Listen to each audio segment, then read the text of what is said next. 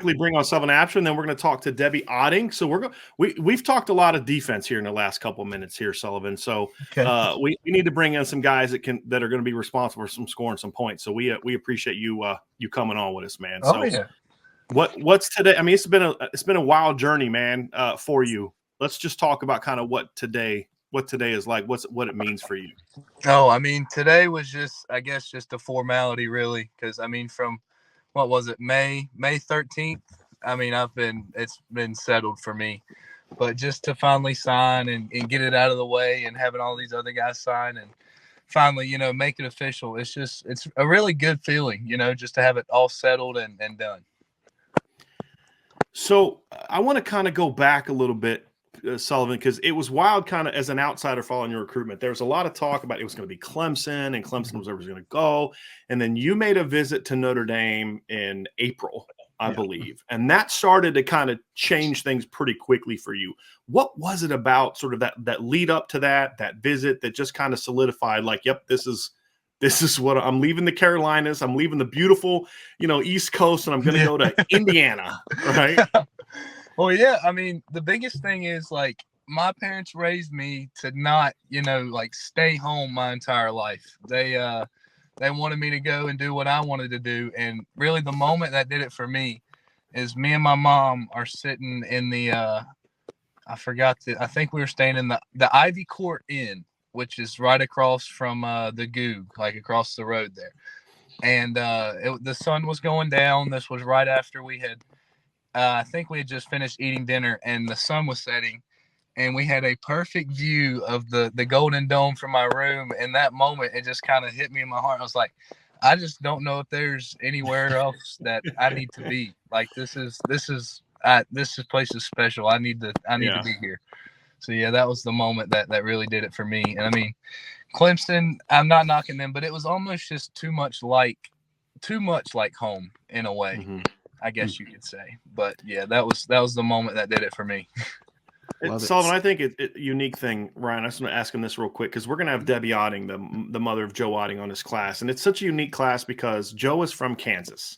Mm-hmm. Charles Jagasal's from Illinois. You and Sam are from North Carolina. And then you got Christopher Tarrick, who's from Illinois. So it's like you got this kid out in Topeka, Kansas. Yeah. These two kids from Illinois, these two kids from North Carolina, all over the country, going to come together and have to form one cohesive group. What's that relationship been like as you guys, because you and Sam obviously had met and you've done some trips together, but like, what has it been like kind of getting to know Joe and Charles and obviously Christopher Tarrick kind of jumping on late? What's it been like you guys kind of becoming that, working on that bond? Yeah, I mean, it's been seamless, because for the Clemson game, this was before Christopher had committed.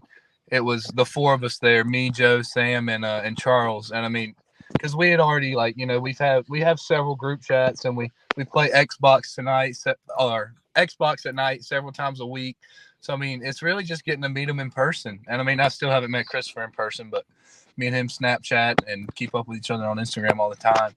But I mean, there's not going to be any problems. We're already starting to form this family bond that we already have. And I just can't wait to see it, like, at Notre Dame when we finally get there and start practicing and start living together and all that stuff. Sullivan, can you talk a little bit about the importance of Harry Hiestand in this whole thing, right? Because I know that consistently, no matter which offensive line recruit that you talk about in the 2023 class for Notre Dame, that's like the first name out of their mouth, just able to sit down, watch film, joke with them. Like, what's his impact been on you? Oh man. I mean, he's just so, like, real with you. Because when I think this wasn't the April visit. I think it was the one before, maybe January. So this was right after he got hired, I guess. But he had a cut up of my film.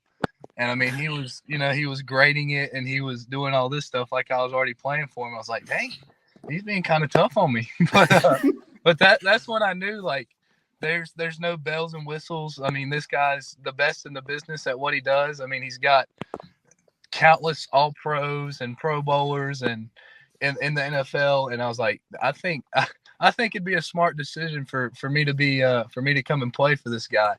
But yeah, I mean, like I said, he'll be straightforward with you, but I mean, he's also just like almost like a grumpy uncle, but in a good way.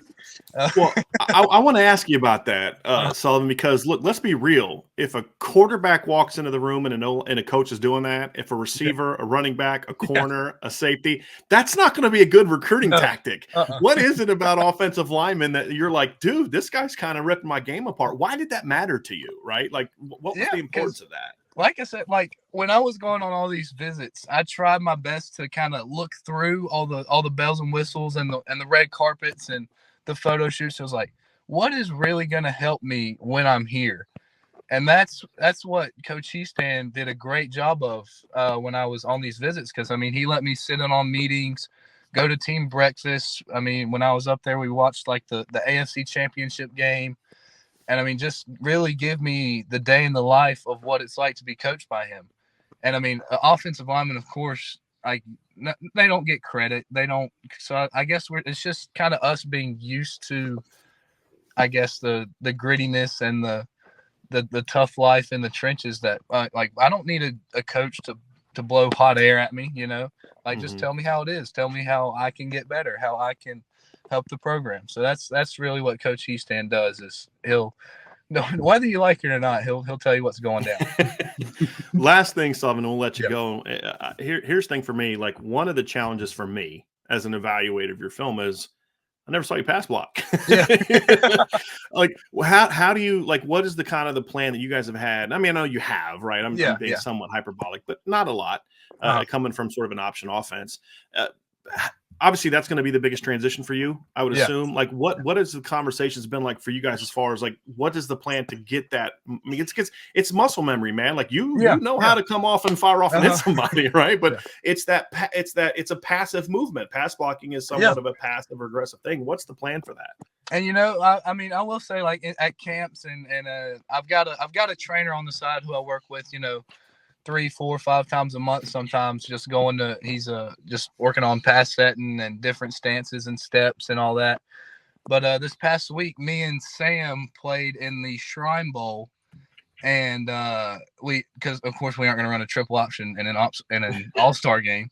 So I mean, I handled it pretty well. I mean, I blocked was up against a South Carolina commit and a Georgia Tech commit the whole game and handled it pretty well. I mean, I didn't allow a sack. I mean, we threw the ball quite a lot more than we did during the high school season for me. But the biggest thing is just sometimes I just get a little too far forward, a little too aggressive with the punch. But I mean, I know that's something I've got to work on. I'm not really worried about it right now. I'll get it down, especially once I get under Coach Hiestand. I mean, it's just football at the end of the day. Just got to learn how to block again, I guess you could say, but not too worried about it. Sullivan, thank you so much for having us on, or for being on with us, for joining us, not us having us on. We appreciate you joining us. And we will talk to you again here very, very soon. Yes, sir. Appreciate it, guys. Take care. See ya. Take care. See you, Sullivan.